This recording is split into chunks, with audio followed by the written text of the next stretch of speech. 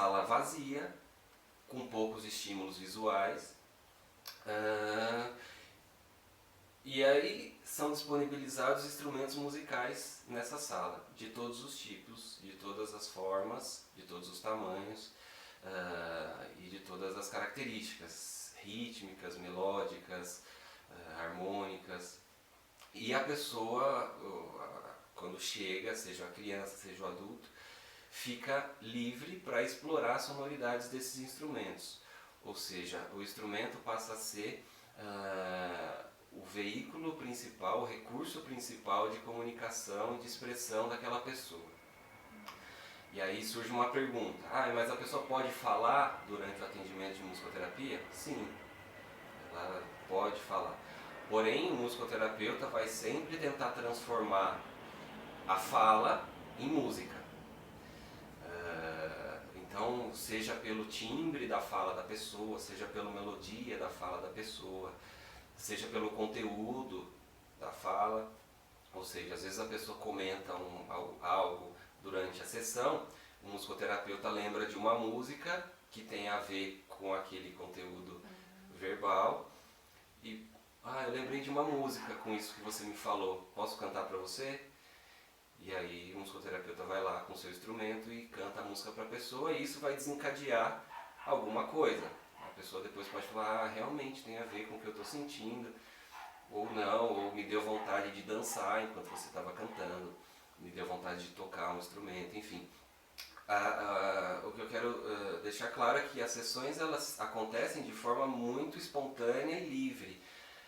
A intenção é exatamente que a música seja um recurso bastante fluido dessa comunicação dos conteúdos internos através da música.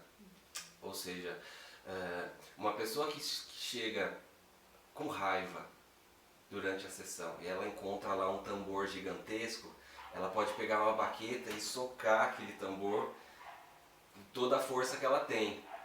É uma forma dela expressar aquilo que ela está sentindo através de um instrumento musical.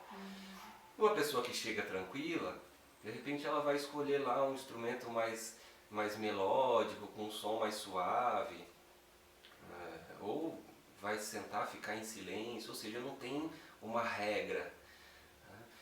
Eu lembro uma vez que uma pessoa veio me perguntar: então quer dizer que numa sessão de musicoterapia a pessoa vai lá e vai tocar. Eu falei: mais ou menos isso. Como numa sessão de psicoterapia verbal, que a pessoa vai chegar lá, vai falar.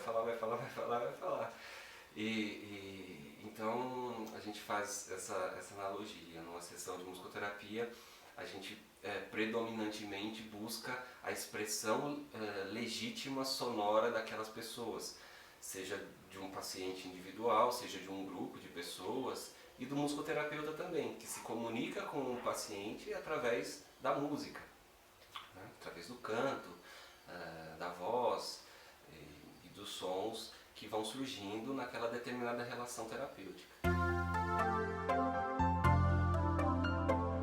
Os primeiros relatos que se encontram na utilização da música como um recurso de saúde, digamos assim, foi durante a Segunda Guerra Mundial, quando o exército americano contratou um grupo de músicos para tocarem nas enfermarias dos feridos de guerra, e eles começaram a perceber que alguma coisa acontecia de diferente enquanto os músicos estavam tocando ali para aquelas pessoas que passavam por todo tipo de sofrimento, seja ele físico, seja ele mental, emocional.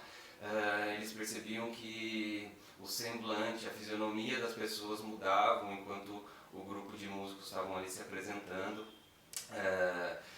As enfermeiras começaram a perceber que a quantidade de analgésico ministrado para as pessoas que sofriam de muita dor era menor enquanto as pessoas estavam ouvindo música e aquele grupo se apresentava para eles ali. Então ali se começou a entender e a perceber de forma mais clara e mais evidente de que a música possui e tem efeitos fisiológicos no corpo humano. Isso no período da Segunda Guerra Mundial, 1945 aproximadamente. Em 1950 foi montado um grupo nos Estados Unidos, onde esse grupo era constituído por médicos, psicólogos, enfermeiros, músicos, foram estudar aí sim de forma mais estruturada a influência da música no corpo humano. E aí foi onde se constituiu a National Association of Music Therapy, em 1950, e a partir dali veio se desenvolvendo essa área de forma mais importante, né, e estruturada. Aqui no Brasil, e já dou um salto no tempo, né, no Brasil em 1971, primeiro curso de especialização em musicoterapia na Faculdade de Artes do Paraná. Em 1972, o primeiro curso de graduação, nível universitário, no Conservatório Brasileiro de Música, no Rio de Janeiro. 1999 foi um ano bastante importante para a musicoterapia no mundo, onde aconteceu um congresso em Washington, onde se definiu 5 modelos principais de atuação em musicoterapia. Ou seja, foi feita uma pesquisa em diversos países onde se trabalhava de forma mais efetiva com musicoterapia, e para exatamente identificar como cada profissional e como cada país via e atuava, como os musicoterapeutas trabalhavam, pensando em abordagens, em modelos de atuação, em filosofia, enfim. E aí nesse congresso se estruturou 5 principais modelos de musicoterapia. Um deles é um modelo de um médico psiquiatra argentino, com o qual eu estudei e ainda continuo estudando, Rolando Benenson, que criou um modelo de musicoterapia que tem uma linha psicodinâmica, ou seja, ele utiliza conceitos da psicanálise, e aí pegando diversos pensadores da psicanálise, desde Freud até Lacan, ele utiliza diversos conceitos para criar a teoria de musicoterapia, que é a mais usada aqui no Brasil. Talvez pela facilidade até de acesso, né, aqui na Argentina, mas os outros modelos, o modelo americano, o modelo inglês, o modelo francês, também vem se aproximando, assim, de certa forma, dos profissionais, à medida que as pessoas vão tendo mais acesso também pela internet, enfim, até mesmo mais facilidade de viajar para o exterior, fazer cursos e trazer esses cursos para cá, ou seja, o profissional brasileiro vai para fora, faz uma capacitação e o próprio profissional desenvolve e ministra cursos desses modelos aqui no Brasil. Então, digamos que hoje em dia esses modelos, o americano, o francês, o inglês também, eles atuam também de forma bastante importante aqui no Brasil. Eu particularmente, como tenho a formação nesse modelo aqui, o do argentino, é o modelo principal que eu aplico na minha prática diária, principalmente em saúde mental. Quais são o que fundamenta, né? O que o musicoterapeuta pensa quando ele está atuando ou quando ele está observando a expressão musical e sonora de um paciente? A gente acredita que todo ser humano possui o que a gente chama de identidade sonoro-musical. E essa identidade sonoro-musical, ela começa a se estruturar desde o período intrauterino, ou seja, durante o desenvolvimento fetal, a pessoa ali em formação, ela está em contato direto com sonoridades internas do corpo da mãe, ou seja, ruídos intestinais, batimento cardíaco, som de respiração. E até mesmo a partir de um determinado momento da gestação, o aparelho auditivo já se desenvolve e ela passa também a ouvir as sonoridades, até mesmo externas, da voz do pai, da voz das pessoas próximas que conversam e da própria mãe que conversa durante a gestação. Então ali já começa a se desenvolver uma identidade sonoro-musical que essa pessoa vai levar para sempre. A partir do nascimento, ela também começa a ter contato com as sonoridades da comunidade, mesmo da sala de parto. Ou seja, o que eu quero dizer é que todas as experiências sonoras, elas de alguma forma ficam ali registradas e fazem parte de um histórico sonoro musical dessa pessoa que vai se desenvolvendo ao longo da vida. Ou seja, desde o momento da concepção até a hora da morte. Ou seja, a gente está aqui conversando, esse ambiente aqui ele tem alguns sons, a minha voz, isso tudo de alguma forma alimenta essa minha identidade sonora.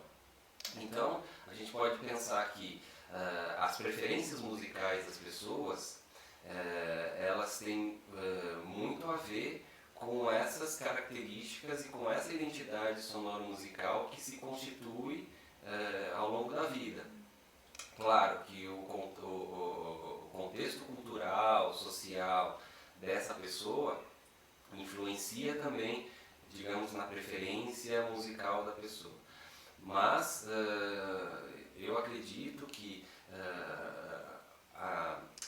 esse desenvolvimento da identidade sonoro-musical da pessoa é o principal norteador, digamos assim, das preferências musicais das pessoas. E por que eu estou dizendo isso?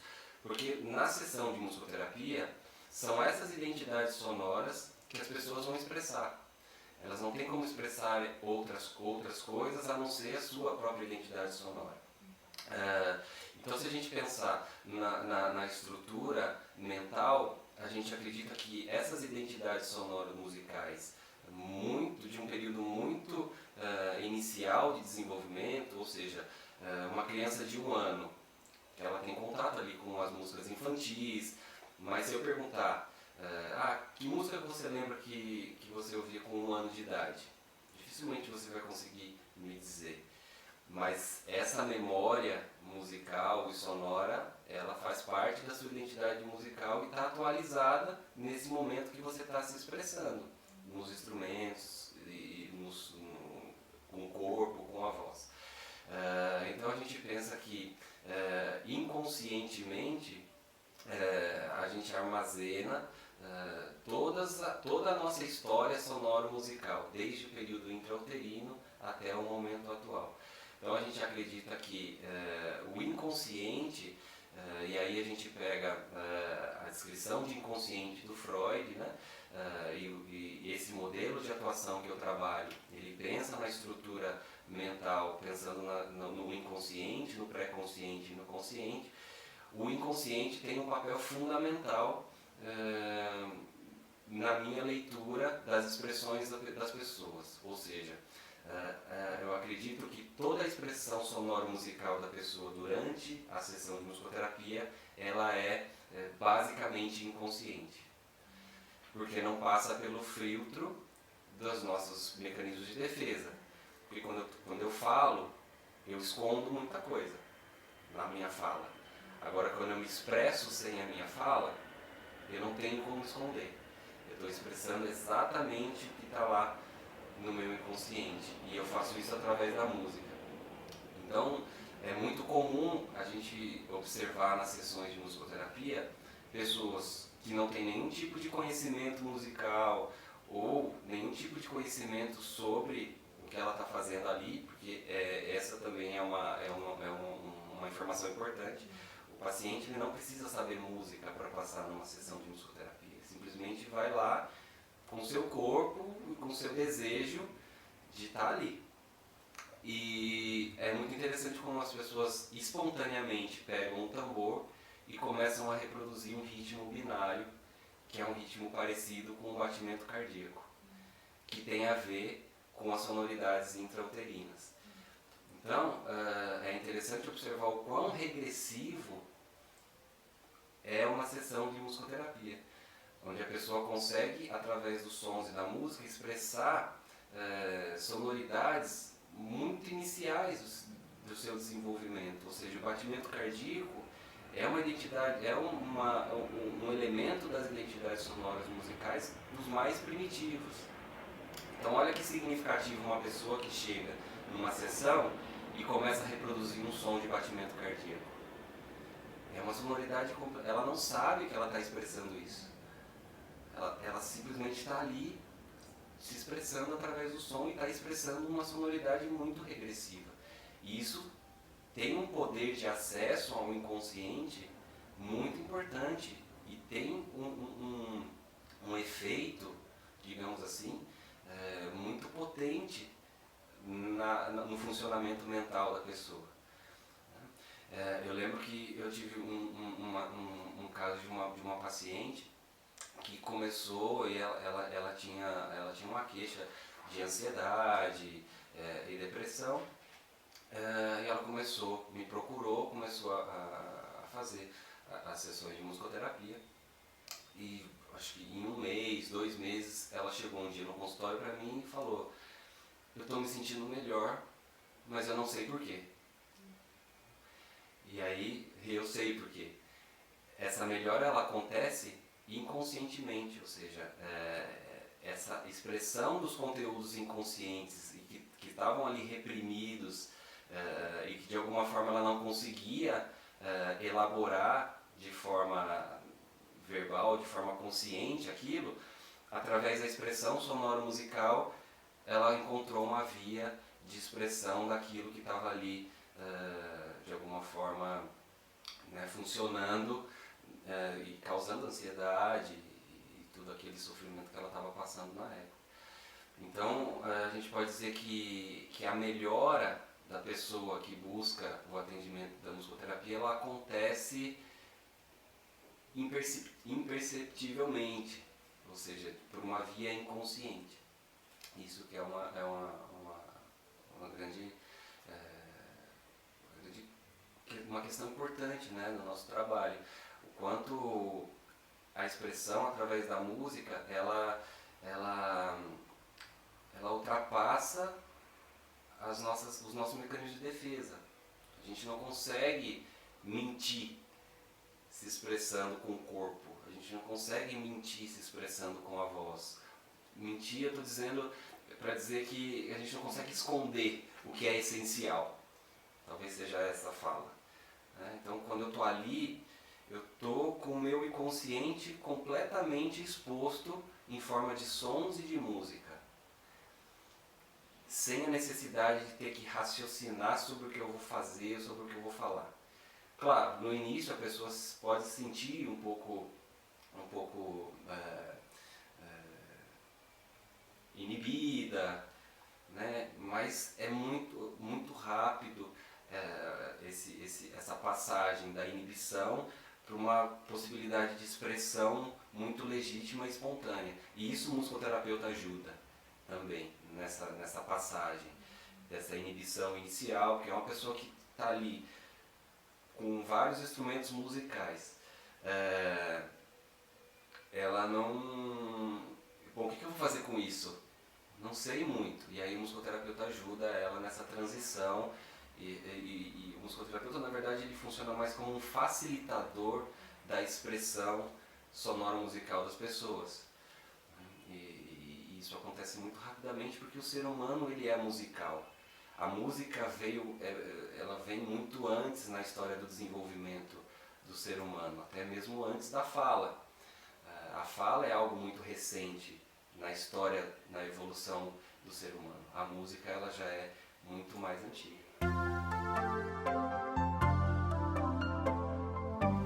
Uma questão importante que a gente leva em consideração e sempre procura deixar bem claro é a questão do verbal na musicoterapia. Então é muito comum as pessoas questionarem a necessidade de se falar sobre o que aconteceu durante a experiência sonoro-musical no final da sessão, por exemplo. Então, vamos imaginar uma sessão em grupo, onde as pessoas passaram aproximadamente 50 minutos se expressando através dos sons, da música, do corpo. E aí, após a sessão, as pessoas sentam e começam a falar sobre o que sentiram, a falar sobre o que experienciaram.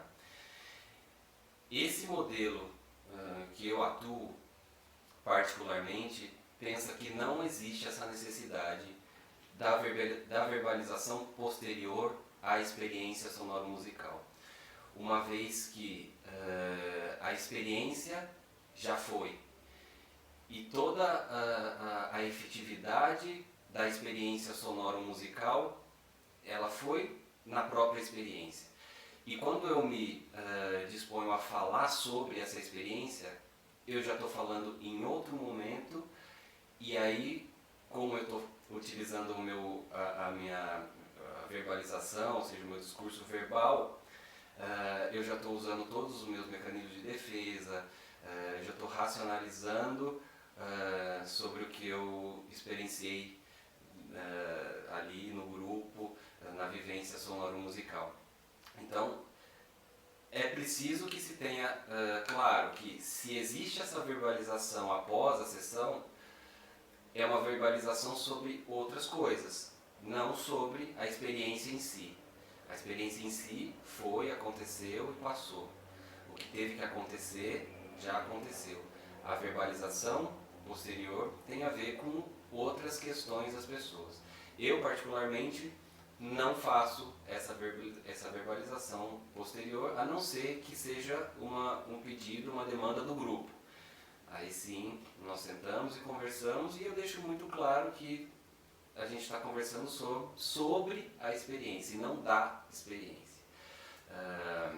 Então, porque exatamente a gente está usando dois tipos de linguagem e de comunicação diferentes.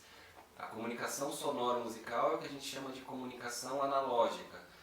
A comunicação verbal é a comunicação digital, ou seja, é dar nomes para determinados sentimentos que às vezes a gente nem sabe direito o que sentiu, e aí fica tentando encontrar no nosso repertório verbal alguma palavra para dizer o que sentiu. E fatalmente não vai encontrar. Digamos que o nosso repertório verbal é escasso frente às infinitas possibilidades de sensações, de emoções que a gente vivencia numa sessão. Então é impossível que a gente coloque em palavras o que foi sentido na música durante a experiência de uma sessão de musicoterapia. Então isso é uma questão que a gente sempre deixa muito claro, né? A não necessidade da verbalização. Até porque a especificidade da musicoterapia é a música e os sons. Se o musicoterapeuta entra no verbal, ele já está ultrapassando o seu limite de atuação. Ou seja, lidar com o verbal é uma especificidade do psicólogo, do psicoterapeuta. O musicoterapeuta ele tem a formação para lidar com as expressões sonoras, musicais das pessoas, não com o conteúdo verbal. Até por isso, quando surge algum conteúdo verbal na sessão, o musicoterapeuta tenta transformar em música essa expressão verbal, né? E aí se desenvolve uma outra coisa a partir dessa transformação em música.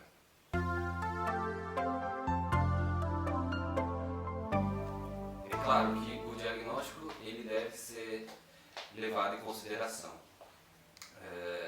Mas, a partir do momento que a pessoa se encontra dentro da sala de musicoterapia, com os instrumentos todos ali disponíveis, esse diagnóstico ele desaparece. Eu estou ali frente a uma pessoa que tem uma história, que tem uma identidade sonoro-musical, como a gente já comentou, que se desenvolveu desde o período gestacional, Então é com isso que eu vou trabalhar, é com essa história sonoro-musical que eu trabalho. E aí não tem diferença,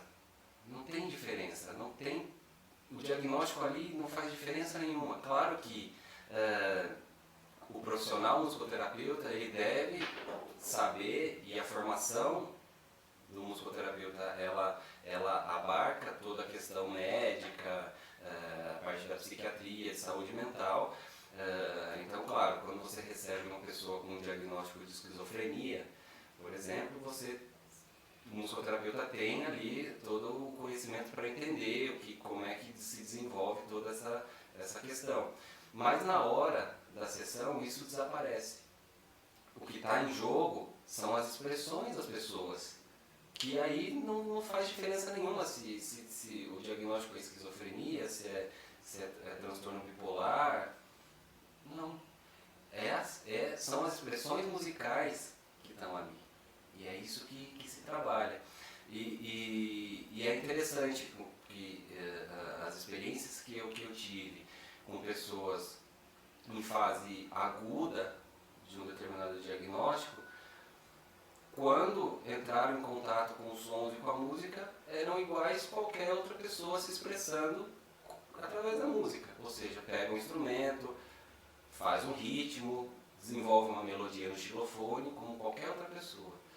Então, durante as sessões de musicoterapia, o diagnóstico desaparece e exatamente eu estou trabalhando com aquela história sonora musical daquela determinada pessoa, que tem uma determinada cultura, que tem uma determinada história, e é isso que é levado em consideração. Não tem nenhum tipo de restrição em relação a diagnóstico. Claro que a experiência do musicoterapeuta é muito levada em conta numa situação de controlar uma determinada resposta da pessoa, uma determinada expressão. Isso sim, e a formação do musicoterapeuta dá essa condição do musicoterapeuta lidar com situações variadas, que pode acontecer com qualquer pessoa. Uma pessoa que não tem diagnóstico pode chegar numa sessão de musicoterapia, né, e apresentar ali comportamentos, digamos, fora do esperado, digamos assim, para aquela situação. Né? Isso a gente já é esperado. Né? Por que não? A pessoa está ali, ela se encontra livre para expressar o que ela quiser, ela pode ser o que ela quiser naquela hora, ela pode expressar o que ela quiser. Né? E é interessante como principalmente a utilização do canto, do cantar, durante as sessões de musicoterapia, a gente encontra um recurso importante de contato com os conteúdos internos. Então, eu tive uma experiência num hospital psiquiátrico, aqui na cidade de São Paulo, na ala feminina, e eram mulheres que chegavam no período agudo. Algumas estavam em surto, outras já estavam saindo do período do surto, e era um atendimento em grupo. E era interessante como as músicas que surgiam durante a interação. Então era muito comum surgir: dizem que sou louco por pensar assim. E surgia: vou ficar com certeza, maluco, beleza. Isso espontaneamente. Eu não pedia para elas cantarem essa música. E como surgia também durante uma sessão espontânea, e essa é uma sessão que ficou muito marcada na minha experiência profissional, que aproximadamente 6 ou 7 mulheres, espontaneamente, como a gente já conversou aqui, que as sessões de musicoterapia são livres, as pessoas que fazem o que bem entender ali, e aí começou, né? Ciranda, cirandinha, vamos todos cirandar, vamos dar a meia volta, volta e meia, vamos dar. Ou seja, um grupo de mulheres, né, de 30, 40 anos, em um momento complicado, né, um momento de surto, numa fase aguda, de cada um com seu diagnóstico, deram as mãos e começaram a cantar ciranda, cirandinha espontaneamente. E aí, retomando a questão do inconsciente, né? Olha só como o inconsciente entrou em jogo ali, né? Um conteúdo bastante regressivo, uma música infantil surgiu ali naquela interação entre aquelas mulheres. Ou seja, a música tem essa condição e oferece essa condição para as pessoas ali expressarem o que elas têm de mais legítimo, de mais íntimo, de mais primitivo, e de mais espontâneo que elas puderem durante as sessões. A musicoterapia ela tem uma característica bastante importante, que é a possibilidade dela estar envolvida numa equipe multidisciplinar e interdisciplinar de uma forma muito efetiva. Ou seja, uma pessoa que procura um musicoterapeuta com dificuldade de expressar o que sente, o que pensa, ela pode encontrar na musicoterapia um canal de comunicação desses conteúdos que estão ainda difíceis de serem comunicados de uma outra forma, seja ela de uma forma verbal, seja ela através de algum outro tipo de expressão. Então a musicoterapia ela contribui muito nesse processo de ajudar a pessoa a ampliar suas possibilidades de se comunicar, e de comunicar o que ela está sentindo, de comunicar o que ela está pensando. Talvez a gente possa até dizer que a musicoterapia ela funciona muito no processo de ruptura dos mecanismos de defesa, né? Talvez acho que seja uma contribuição importante numa equipe com outros profissionais. Eu trabalhei numa instituição onde o papel da musicoterapia era exatamente esse. Quando a pessoa chegava na instituição, a primeira terapia que ela passava era a musicoterapia, exatamente para ela poder ter essa possibilidade de se expressar e de ampliar essas possibilidades comunicativas expressivas, e depois ela começava a passar com outros profissionais, seja um fonoaudiólogo, seja um psicólogo, e a gente começou a perceber dentro da equipe que esse início na musicoterapia era muito importante, porque a pessoa chegava muito menos defensiva nas outras terapias, chegava muito mais aberta, muito mais comunicativa, e conseguindo de forma muito mais clara expressar exatamente o porquê ela estava ali, o seu sofrimento, o que ela estava passando. Então o trabalho da musicoterapia numa equipe, claro, pensando também nos objetivos específicos da musicoterapia, também contribui com outros profissionais nesse sentido de ajudar as pessoas na ampliação das suas possibilidades de comunicação.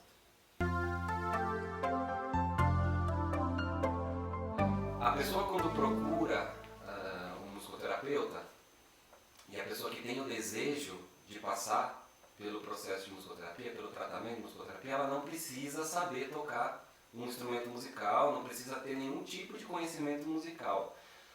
Tampouco saber cantar ou saber, né, ou ter alguma habilidade musical.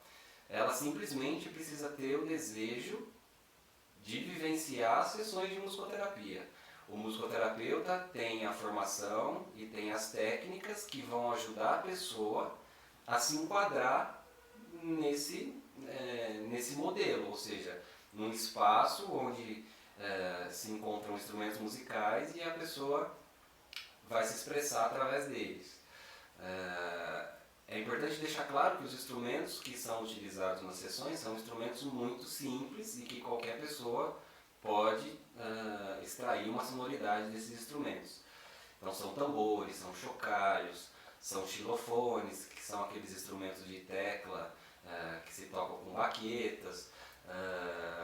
Em nenhum momento eu vou colocar para a pessoa um piano ou um violino para ela tocar. Ela não vai. Aí a gente está, de alguma forma, dificultando as possibilidades de expressão da pessoa. Porque, claro, se eu der um violino na mão de uma pessoa que não sabe nada de música, ela não vai entender, não vai saber o que fazer com aquilo. E aí vão entrar todas as defesas, né? Bom, eu não sei tocar, não sei violino, não sei como é que faz. Então são instrumentos muito simples. Então a pessoa quando busca um musicoterapeuta, é importante que ela saiba que ela não precisa se preocupar com a condição ou o conhecimento musical dela. Ela simplesmente precisa ter o desejo de passar por um processo terapêutico onde o veículo principal, o recurso principal de comunicação vai ser os sons e a música. A musicoterapia não tem contraindicação. Existe um diagnóstico muito específico que é o diagnóstico de epilepsia musicogênica, que é um quadro onde a convulsão ela é desencadeada por determinados estímulos sonoros e musicais. Eu particularmente tenho 10 anos de experiência na área, eu nunca recebi uma pessoa com esse diagnóstico, talvez seja um diagnóstico bastante reservado, né? E eu acredito que mesmo assim o musicoterapeuta pode ter o cuidado de, sabendo desse diagnóstico,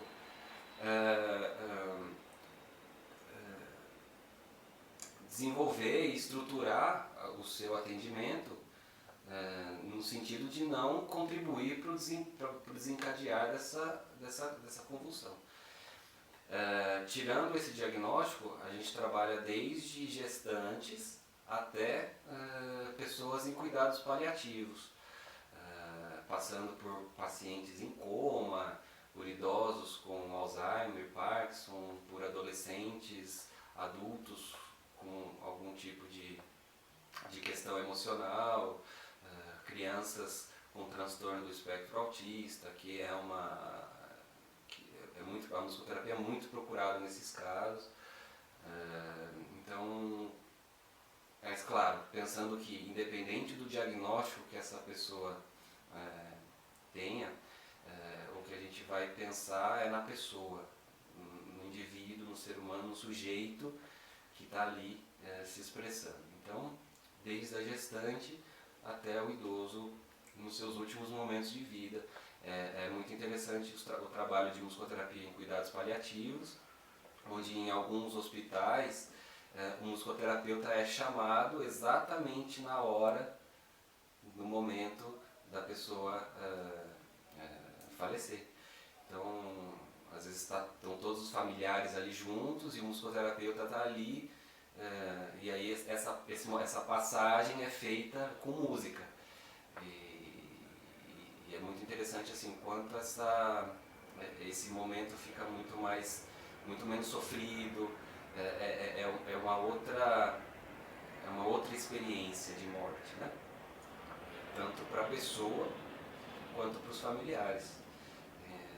Então é um trabalho bastante significativo. É importante também deixar bem claro que o processo de musicoterapia é um processo que a gente chama ativo.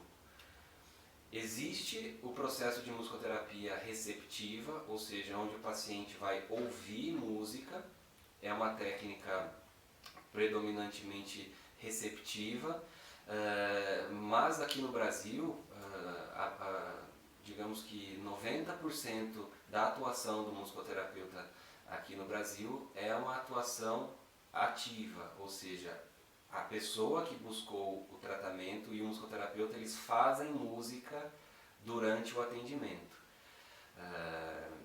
Eu particularmente não uso música gravada, não coloco CD para a pessoa ouvir.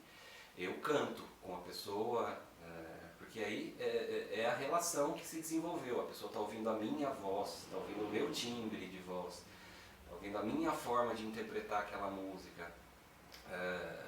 Então eu particularmente não uso música gravada. Então o paciente está ali fazendo música junto com o musicoterapeuta. E é importante também deixar claro que num processo musicoterapêutico a pessoa não vai aprender a tocar um instrumento musical. O instrumento musical e a música, ela é simplesmente um recurso expressivo, um recurso de comunicação entre paciente e musicoterapeuta. E o ser humano, ele é musical. A pessoa não precisa ter um conhecimento musical prévio para expressar algum tipo de sonoridade, algum ritmo, alguma música. Quem nunca se pegou batendo o pé enquanto ouve uma música? Ou quem nunca se pegou assoviando a melodia de uma música que naquele dia está na cabeça e não sai? Então é isso que a gente trabalha, é essa musicalidade inata do ser humano, que ultrapassa o aprendizado musical. Se eu agora disponibilizar um tambor e chamar algumas pessoas para explorar esse tambor, fatalmente vai sair algum ritmo, fatalmente vai sair alguma música estruturada, mesmo sem essas pessoas terem qualquer tipo de conhecimento musical. Então o que está em jogo nas sessões de musicoterapia são as expressões sonoro-musicais das pessoas e a musicalidade que é inata e é inerente a todo ser humano. Em relação ao tempo do tratamento, do processo musicoterapêutico, a gente eu particularmente não tenho um número de sessões pré-definidos.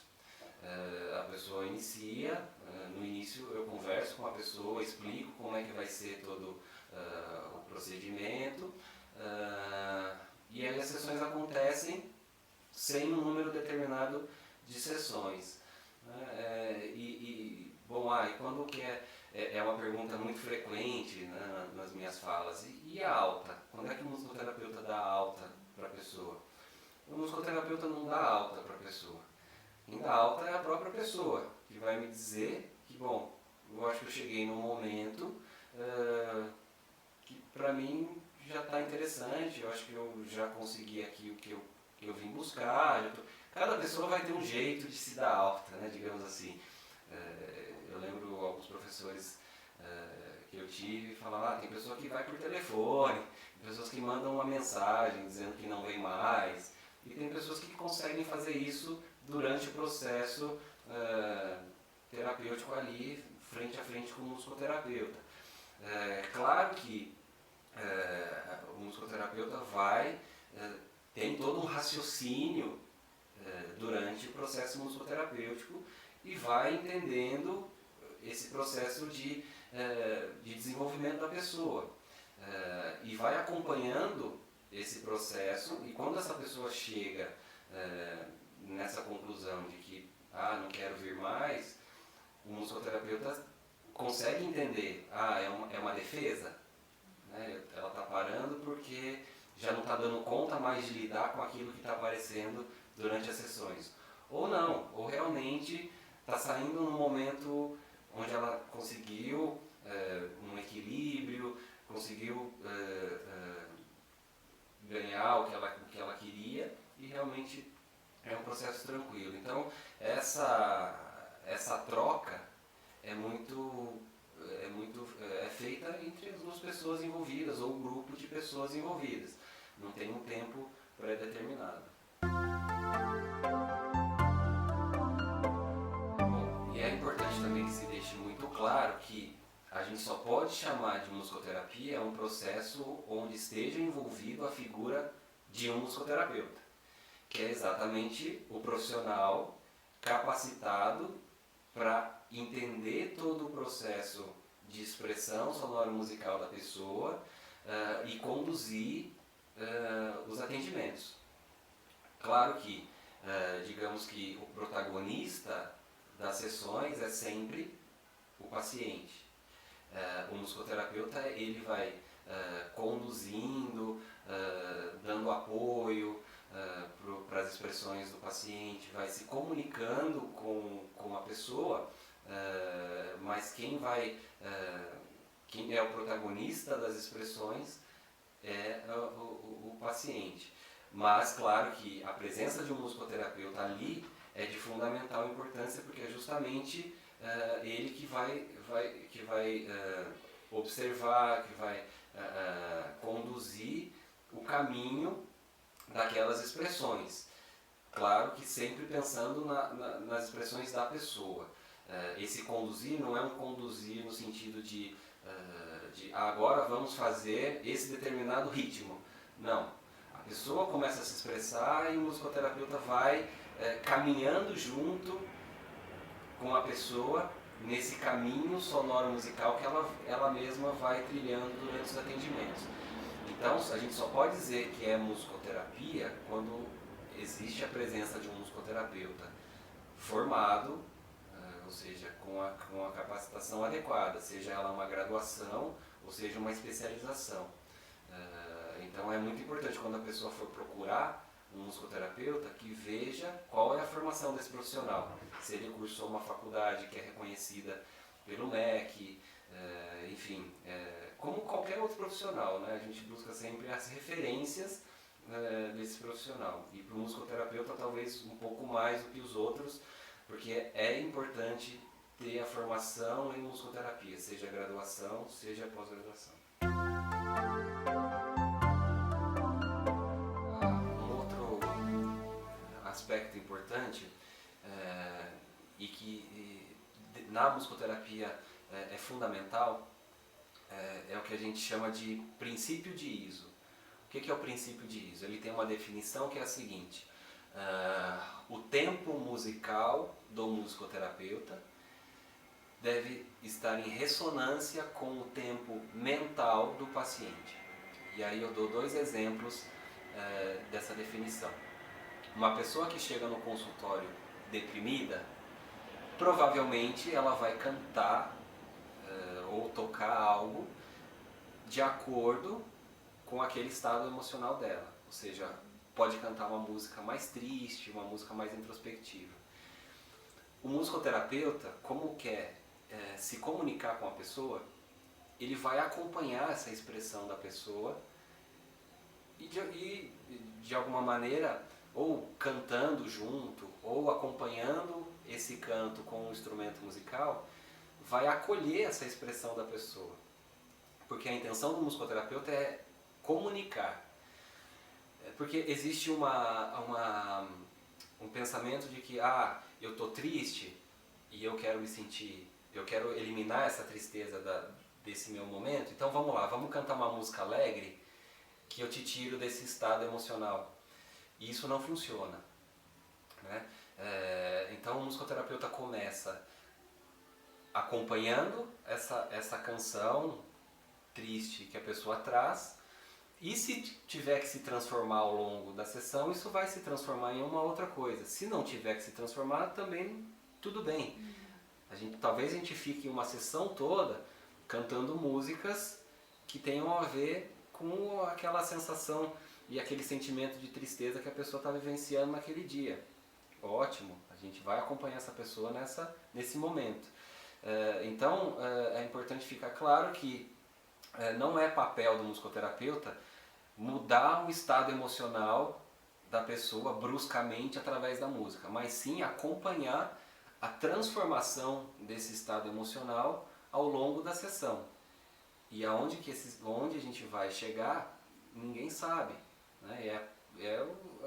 Aquele momento que vai dizer, são as expressões que vão acontecendo espontaneamente, que a gente chega num lugar determinado. Pode ser que comece uma sessão cantando uma música triste e termine a sessão cantando uma música com uma mensagem mais alegre, uma mensagem mais positiva. Mas pode ser que não. Então, e ao contrário também se aplica. Se chega uma pessoa num estado de agitação e mania, não adianta o musicoterapeuta chegar para a pessoa e começar, né?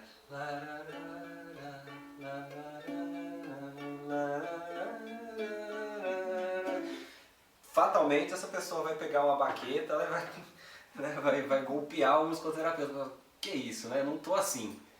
Eu estou irritada, me acompanha nisso. Então o musicoterapeuta também vai lá. Se a pessoa está lá tocando forte o tambor, o musicoterapeuta pode acompanhar a pessoa também tocando forte e mostrando, olha, estou com você, estou aqui, vamos expressar junto isso que você está sentindo, eu estou te entendendo. Claro, isso eu estou falando aqui agora, mas a gente entende isso pela música. Então isso também é é um aspecto que diferencia as sessões de musicoterapia. A gente acompanha o estado emocional da pessoa através da música e não tenta mudar o padrão emocional daquela pessoa simplesmente porque eu quero que aquela pessoa deixe de estar triste e fique feliz. Isso não existe.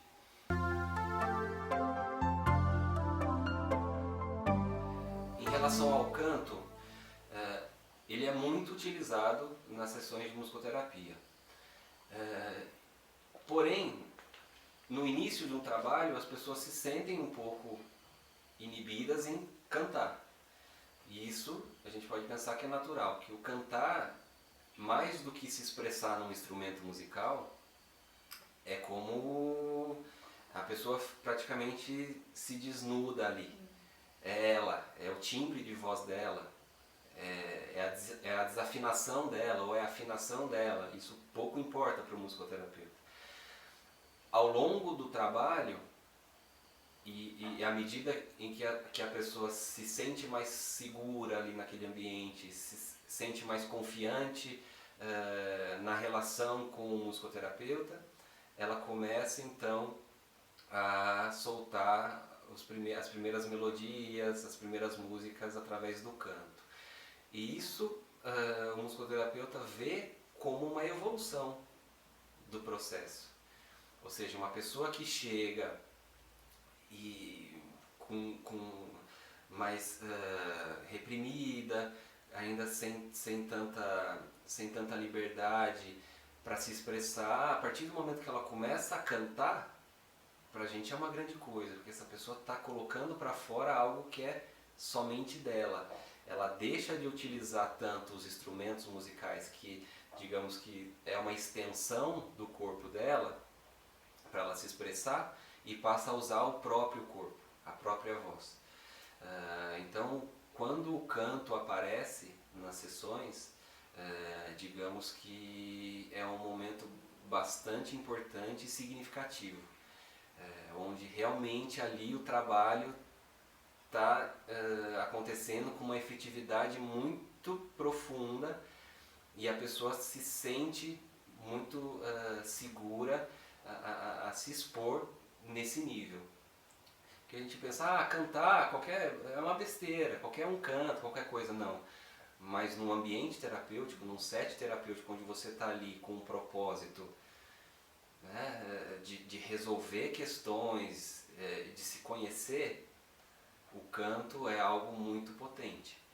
Então, quando ele aparece nas sessões por parte do paciente, é algo bastante significativo e é um momento onde uma transição importante do processo acontece, porque a pessoa passa a utilizar os seus próprios recursos corporais, e no caso a voz, para expressar os seus conteúdos emocionais, o seu estado de ânimo naquele dia, porque a gente sabe que a música, eu posso cantar a mesma música de formas diferentes. Então, dependendo do meu estado emocional em um determinado dia, eu posso cantar uma música de uma forma alegre, e a mesma música eu posso cantar ela de uma forma mais introspectiva. Então, o canto diz muito sobre o estado emocional da pessoa naquele momento.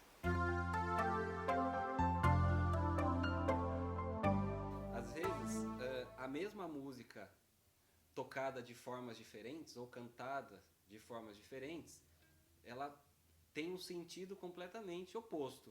Vou dar um exemplo aqui. Uma música,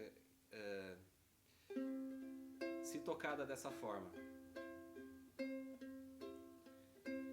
Tão longe de mim distante, onde irá teu pensamento? Né? Você pode pensar que o pensamento dessa pessoa está em alguém que partiu e que nunca mais vai voltar, e você está ali, né, lembrando com uma certa melancolia dessa pessoa. Agora, se você canta a mesma música dessa forma aqui, tão longe de mim distante,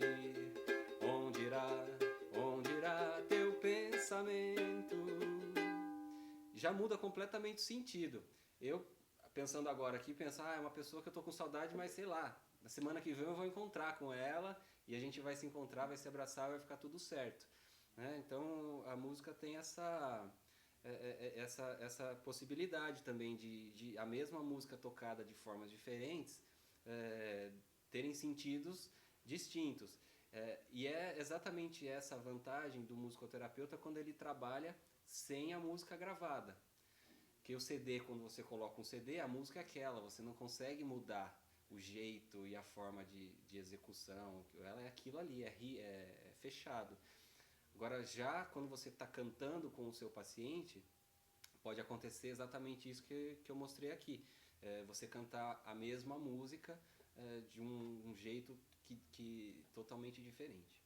Então essa é a vantagem do musicoterapeuta que trabalha sempre fazendo música durante a sessão.